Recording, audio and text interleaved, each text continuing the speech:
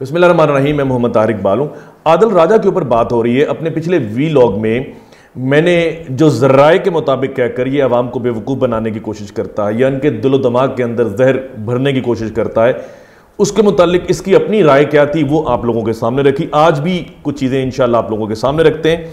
ये जो बात करता है इनकलाब की, आज़ादी की और हकीकी आज़ादी की और ऐलान जंग जो किया हुआ है, इसके ऊपर कुछ ट्वीट्स इसकी किस तरह से ये लोगों के दिलो दिमाग के अंदर जहर भरने की कोशिश करता है, उसके ऊपर बात होगी। लेकिन इससे पहले तहरीक इंसाफ के अंदर भी लोग जो हैं इसके बारे में कोई अच्छी राय नहीं रखते, लेकिन हो सकता है कि इसके बारे में डायरेक्शन हो कि जी इसके बारे में सरेआम बात नहीं करनी।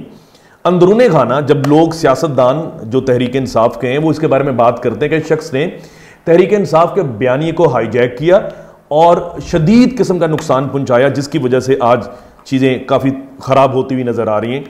सदीक जान को जो पीटीआई के लोग हैं बड़ा फॉलो करते हैं, सुनते हैं, देखते हैं, उसकी एक ट्वीट है वो मैं आप लोगों के सामने रखता हूँ। आदिल राजा और उसकी बीवी ने जब मेरे खिलाफ झूठे ट्वीट्स किए थे तो मैंने उस वक्त वीलॉग करके बताया था कि ये मियाँ बीवी अब यूट्यूबर्स के लिए झूठी कहानियाँ गढ़ते हैं। ये गरूर और तकब्बुर में इस हद तक चले गए थे कि इन्हें लगता था कि वो जिसको चाहे जलील कर सकते हैं। आगे चल के बात की जाती है, आदिल राजा एक बयानिया देता था और सोशल मीडिया पर लोगों की एक बड़ी तादाद इस बयानिए को सच समझ कर आगे बढ़ाना शुरू कर देती है। फिर वो कहते हैं एक बात जहन में रखें कि मुझ समेत कोई भी हो, अंधा एतमाद करने की बजाय थोड़ा सा अपना जहन लगाया करें। तो ये ट्वीट हमें बताती है कि जो तहरीक इंसाफ के अंदर के लोग हैं वो भी इस शख्स से तंग हैं, वो भी जानते हैं कि ये शख्स झूठ बोलता है, लेकिन उन लोगों का क्या किया जाए जो उसको मानते हैं, जो उसकी बात सुनते हैं और मिन्नोवन सच्ची मानते हैं। तो अब हम बात करते हैं कि जी किस शख्स ने, जो आज का टॉपिक है, इनकलाब, आज़ादी और हकीकी आज़ादी और खूनी इनकलाब के नारे लगाए और लोगों को बेवकूफ़ बनाया। सबसे पहले ये देखें कि 2022 25 तारीख है और मई का महीना है, तो इस शख्स की ये ट्वीट आई। ये बिलाशुबा हक और बातिल की जंग है और दिल ही दिल में सबको पता है कौन हक पर है और कौन बातिल है। उस वक्त हैशटैग हकीकी आज़ादी की जंग उस वक्त से चल रहा है जी। एक और ये बड़ी मजमूम हरकत करता है जो पाकिस्तान में आजकल जो कुछ चल रहा है, बयानिए की जंग चल रही है, जिसको जहाद कहता है या खूनी इनकलाब की बात करता है। तो ये इसका कहना ये है कि इसी तरह से ये जंग लड़ी जाएगी जिस तरह से 1947 में पाकिस्तानियों ने पाकिस्तान हासिल करने के लिए आज़ादी की जंग लड़ी, या 1940 में जब करारदाद लाहौर पेश की गई, जिस तरह मुसलमानों ने जिस तरह कुर्बानियाँ दी, जिस तरह बयानिए के साथ अपनी अटैचमेंट शो की, इसी तरह का बयानिया जो है लेकर आजकल बात की जाती है। ट्वीट देखेंगे इसकी, ये 26 तारीख मार्च का महीना 2022, 23 मार्च 1940 के बाद 27 मार्च 2022 का दिन पाकिस्तान की कौमी तारीख में सुनहरी हरूफ के से याद रखा जाएगा, क्योंकि दोनों का ताल्लुक पाकिस्तान की आज़ादी से है। फिर मई 2022 के अंदर एक ट्वीट करता है, आज़ादी बहुत बड़ी नेमत है भैया।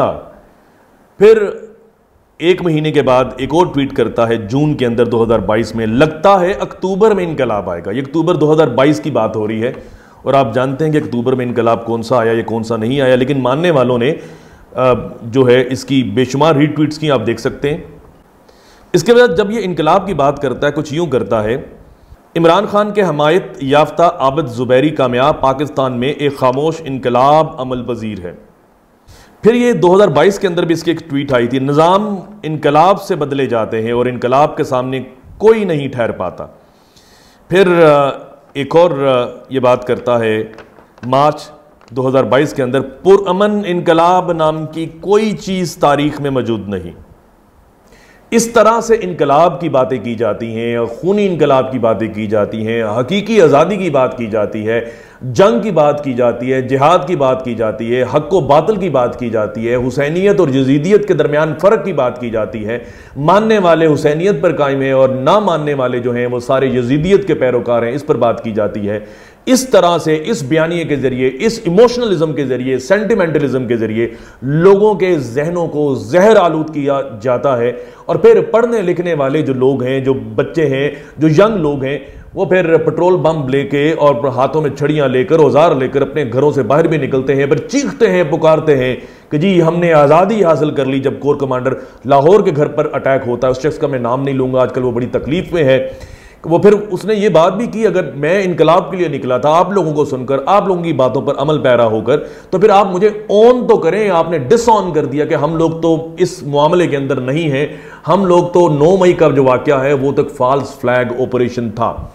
तो जब आप इनकलाब की बातें करें तो फिर इनकलाब लाने वाले जो हैं, जो जिनके जहनों के अंदर इनकलाब की बातें भरते हैं, तो फिर उन लोगों को ऑन करें जो 9 मई वाले दिन निकले थे और इनकलाब लाने की नीयत से आगे बढ़े थे, जिन्होंने तोड़ फोड़ की, जिन्होंने जहाज़ों को तोड़ दिया, जिन्होंने रेडियो पाकिस्तान की इमारत पर पथराव किया, जिन्होंने कोर कमांडर लाहौर की घर पर जब पथराव किया, जब आतिशजनी की और वहां पर बुलंद आवाज में वो नारे लगाते रहे कि ये इनकलाब है, लोगों देख लो ये इनकलाब है। अगर इनकलाब लाने वालों को आप ऑन नहीं करेंगे तो फिर इनकलाब नहीं आएगा।